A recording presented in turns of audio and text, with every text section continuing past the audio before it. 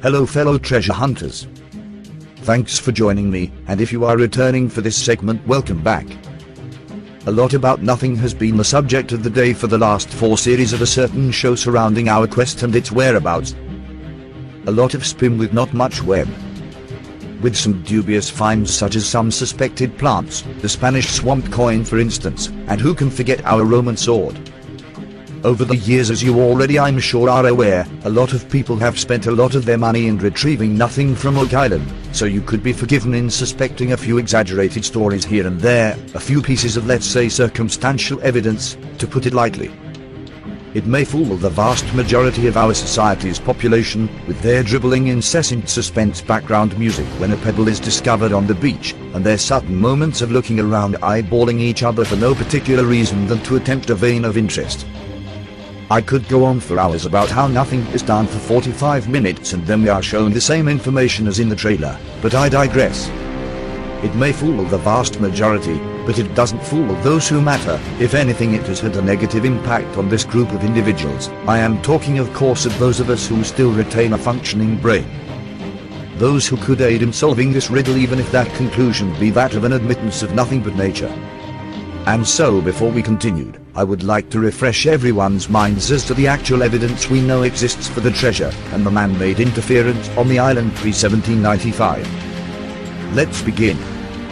Number 1, the tackle block. Whether treasure be buried or not, the tackle block is our first very strong piece of evidence that the pit is indeed a man-made pit.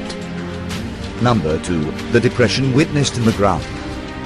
Number 3, log layers every 10 feet precisely. These have been argued to be natural accumulations from the tide over time. Natural formation is disproven however, due to the layers being made completely out of oak.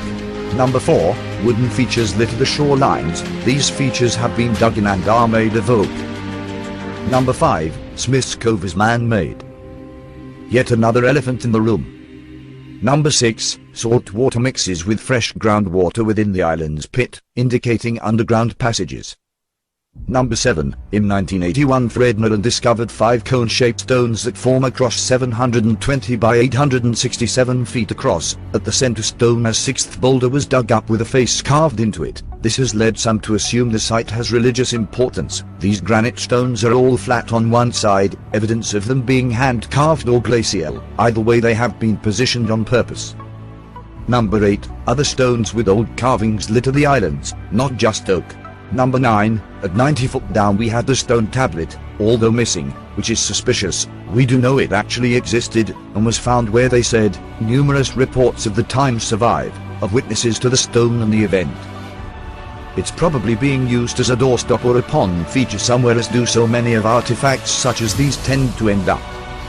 Number 10, coconut fibers recorded in the pit, and keeping the flood channels clear off coast, dated on the show of 1280 to 1450.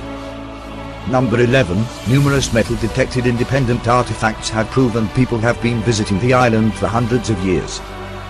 Number 12, man-made attempts at wooden coffer dams excavated in Smith's Cove. Number 13, 5-finger flood tunnels that were witnessed, covered in coconut fibers, to allow the flooding to occur unimpeded. These tunnels are now supposedly non-existent, due to attempts to demolish them with dynamite in the early 1900s. Number 14, parchment paper brought up during auger drillings, links of gold chain and traces of mercury also brought up with auger samples. Number 15, underwater footage of support struts within the pit during the series, indicating other tunnels within the pit and certainly man-made constructions within. And finally number 16, pick and other tool mark evidence deep within the pit. Yet alas, we have not seen the tunnels, although they have been witnessed. Why blow them up? Showing us the flood tunnels, or the remnants of them at least, would confirm their existence. In the comments during this series of videos many of you have put forward ideas and logical solutions to their problems, some so simple it begs the question why not try them? Most include blocking off the water with the use of steel. There are many other solutions such as filling the pits with cement. The plot is certainly thickening. Next to readings from research I have done, the content is what people have dug up from meticulously studying historical records of Oak Island, literature, and occult studies and ritual. The Masonic connection. Indeed, the search for the Oak Island treasure vault has been carried out largely by prominent Nova Scotia Freemasons. I had an intimation of this years ago, but it fell to others, especially Finnan, who gained access to Masonic records, to provide the evidence. Freemasonry had come to Nova Scotia in 1738 and, concludes Finnan, it is almost a certainty that organizers of the first coordinated dig were Masonically associated. Moreover, he states, successive treasure hunts throughout the past 200 years often involved men who were prominent members of Masonic lodges. Some had passed through the higher levels of initiation, and a few even held the highest office possible within the fraternity. They include A.O. Creighton, the Oak Island Association treasurer who helped remove the cipher-inscribed stone from the island about 1865, and Frederick Blair, whose family was involved in the quest as far back as 1863. Blair, who formed the Oak Island Treasure Company in 1893, was a prominent member of the lodge in Amherst, Nova Scotia. Treasure hunter William Chappell was another active Mason, and his son Mal served as provincial Grand Master for Nova Scotia from 1944 to 1946. Furthermore, discovered Finnan, the independently wealthy Gilbert Hedden of Chatham, New Jersey, who carried out the treasure search from 1934 to 1938, and Professor Edwin Hamilton, who succeeded him and operated on the island for the next 6 years, were also Freemasons. Hamilton had at one time held the office of Grand Master of the Grand Lodge of Massachusetts. Hedden even made it his business to inform Mason King George VI of England about developments on Oak Island in 1939, and Hamilton corresponded with President Franklin D. Roosevelt, another famous Freemason directly associated with the mystery. Roosevelt actually participated in the work on Oak Island during the summer and fall of 1909. Other Masonic notables involved in Oak Island were polar explorer Richard E. Byrd and actor John Wayne. Significantly, Reginald Harris, who wrote the first comprehensive book on Oak Island at the behest of Frederick Blair, was an attorney for Blair and Hedden. Himself a 33rd degree Mason, Harris was provincial Grand Master from 1932 to 1935.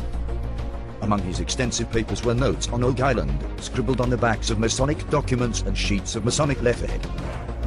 The papers show that at least one Oak Island business meeting was held in the Masonic Hall in Halifax, where Harris had an office as secretary of the Grand Lodge. One investigator, Ron Rosenbaum, discovered that among Harris's papers were fragments of a Masonic pageant that were apparently designed to accompany the rite of initiation into the 32nd degree of the Masonic craft. The allegory is set in 1535 at the Abbey of Glastonbury, where the Prime Minister is attempting to confiscate the Order's fabulous treasures. But one item, the chalice used at the Last Supper, the Holy Grail itself, is missing, and secret Masons are suspected of having hidden it for safekeeping. The allegory breaks off with them being led to the tower for torture. It now appears that another such tale is the legend of Oak Island, where again we find unmistakable evidence of Masonic involvement. There are, of course, the parallels between the Money Pit story and the Masonic secret vault allegory. The strange markings reportedly carved on the oak adjacent to the pit suggest Masons' marks, inscribed signs by which Masons are distinguished.